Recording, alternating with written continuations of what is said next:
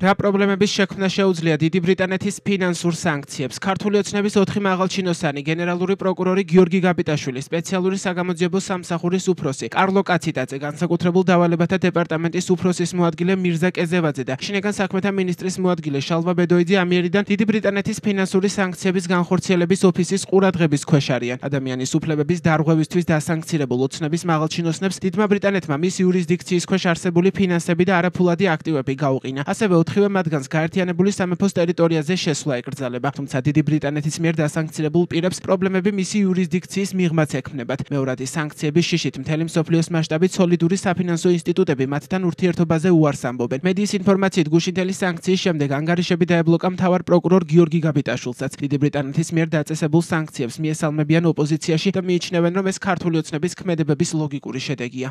ეს არის სწორი, როცა ამ ქვეყანაში ჩვენ არ აქვს საშუალება რომ ვიპოვოთ სამართალი, ამ ქვეყანაში არ არსებობს გამოძიება, ამ ქვეყანაში მოქალაქეებს არ აქვს საშუალება რომ სახელმწიფო ინსტიტუტებს დაუპირისპირდა სამართლიანად, ამაში გვეხმარებიან ჩვენი პარტნიორები დიდი ბრიტანეთიდან და ეს არის ძალიან მნიშვნელოვანი.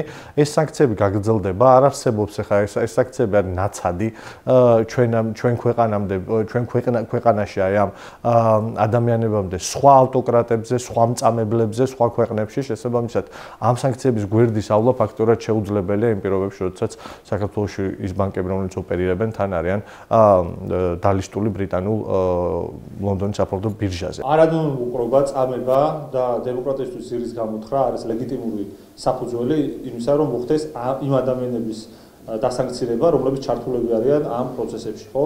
და როდესაც ვსაუბრობთ ივანიშვილის ეგრეთ წოდებული ძალოვანი სტრუქტურის თანამშრომლებზე, ეს არის ხალხი, რომელიც აი ამ ყველაფრის ორგანიზატორი და უშუალო ამსრულებელი გახლავთ, ამიტომ ძალიან ლოგიკურია და ბუნებრივია, რომ მოხდა მათი დასანქცირება და ხდება მათ დასანქცირება დასავლური სამყაროს მიერ, მათ შორის ერთ-ერთი ლიდერი ქვეყნის დიდი ბრიტანეთის მიერ.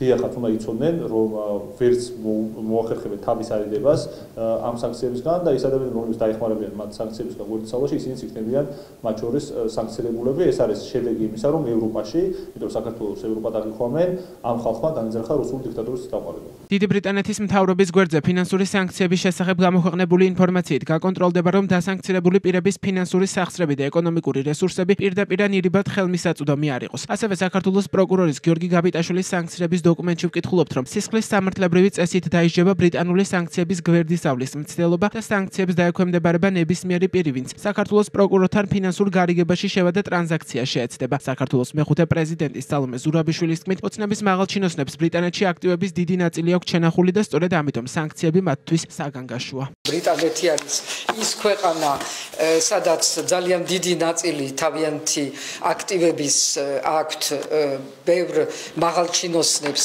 შენახული და ამიტომ ბრიტანეთის ასეთი გააქტიურება სანქციების კუთხით მათთვის არის ნამდვილად საგანგაშო. ეს გადაწყვეტილებები ეხება მაღალჩინოსნებს, მოსამართლეებს, პროკურორებს, გამომძიებელს და ეს არის ძალიან მნიშვნელოვანი. მე მინდა პირადად მივმართო მათ მოსამართლეებს, ყველა ვინც არის ჩართული საჯარო მოხელები, ვინც არის ჩართული ამ რეპრესიებში სხვადასხვა კუთხით და მივმართო მათ და უთხრა, რომ თქვენ შეგიძლიათ კიდევ გონზე მოხვიდეთ და არ იყოთ მონაწილე, არ შეხვიდეთ ამ რეჟიმთან ასეთ ტიპის თანამშრომლობაში, რამე თუ არა მხოლოდ ეს სანქციები შეიძლება თქვენს დაგეწიოთ, არამედ თქვენ მორალურად იქნებით ჩვენ საზოგადოების წინაშე პასუხისგებელი ამაზე.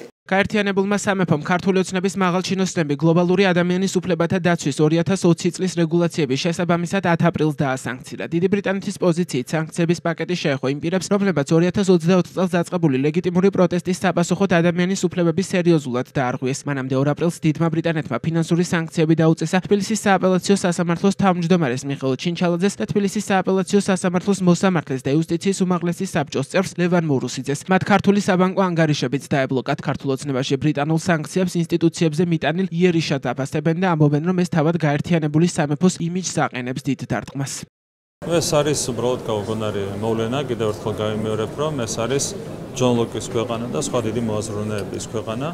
ინგლისში ვითარდებოდა სამართლებრივი პრინციპები, თანამედროვე სამართლებრივი პრინციპები ისტორიულად და დღეს ასეთი ტრადიციების მქონე ქვეყანაში ყოველგვარი მტკიცებულების გარეშე, ყოველგვარი ფაქტის გარეშე ადამიანებს უფარდებენ პრაქტიკულად სისხლის სამართლებრივი საანქციის თვალსას ზომებს.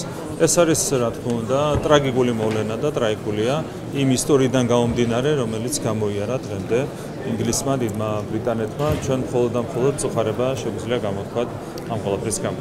ის რასაც ხედავთ სანქციებით ომთან მიმართებაში, რომელიც არის გაჩაღებული ჩვენი ქვეყნის მე ვიტყოდი რომ სუვერენიტეტის მიმართ, რომელსაც ამა თუ იმ უწყების პირების მიმართ ხდება ეს გამოყენება, რა თქმა უნდა, ეს პირდაპირ აფიქრებინებს და სრულიად ნათელი არის, რომ ხდება იმისთვის, რომ ინსტიტუციებზე მიიტანონ იერში.